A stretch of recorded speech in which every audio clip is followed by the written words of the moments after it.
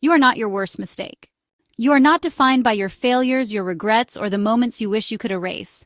But what if the consequences of one bad decision never went away? What if your greatest success was forever overshadowed by your biggest failure? This is the story of King David, a man after God's own heart, yet a man who fell harder than most. His life reveals the raw tension between divine purpose and human weakness, showing us the unshakable power of grace even in our worst moments.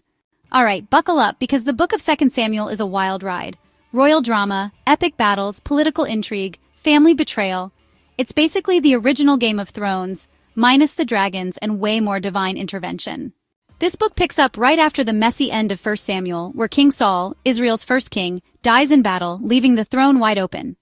Enter David, the former shepherd-turned-warrior who's been waiting in the wings. But before you think it's all smooth sailing, hold on. While David is anointed king over Judah, Saul's last surviving son, Ish-bosheth, refuses to go down without a fight, kicking off a civil war. Spoiler, it doesn't end well for Ish-bosheth, and David finally takes the throne over all Israel. One of his first power moves? Conquering Jerusalem and making it the political and spiritual capital, a decision that sets the stage for some major biblical history.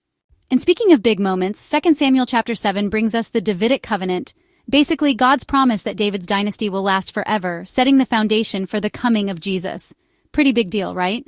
But just when you think David is the perfect king, enter Bathsheba. Yep, that Bathsheba. One bad decision, spying on her from his rooftop, turns into an affair, an attempted cover-up, and eventually the arranged death of her husband Uriah. Yikes. The prophet Nathan calls David out in the most brutal way, and while David repents, cue Psalm 51, "Create in me a clean heart, O God," the damage is done.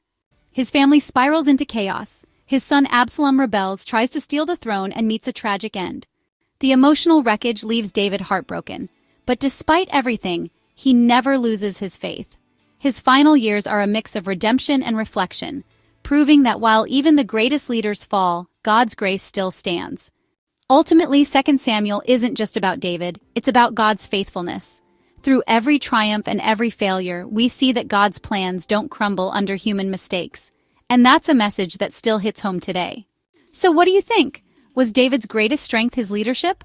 Or was it his ability to repent and seek God even after massive failure? Let me know in the comments. And hey, if you enjoyed this breakdown, make sure to subscribe for more deep dives into the Bible.